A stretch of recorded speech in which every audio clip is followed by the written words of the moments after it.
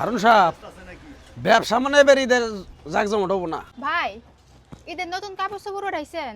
হ্যাঁ কাপড় চোপড় তো উঠাইছি, থ্রি পিস উঠাইছি, কাপড়ও উঠাইছি। এখন আপনি নিবেন কোনটা?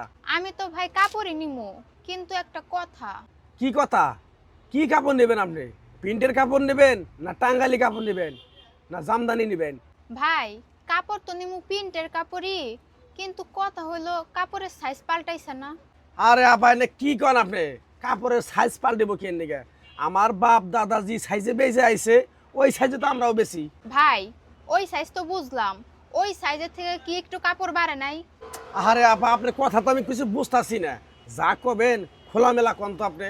আরে ভাই রাস্তাঘাটে যেখানে বের হই মানুষে বলে 12 হাত কাপড়ে নাকি মেয়েদের হয় না, শরীর দেখা যায়। এই জন্য আমি ভাবছি যদি কাপড়ের সাইজ বাড়তো তাহলে আমাদের পুরো শরীরটাই ঢাকতো।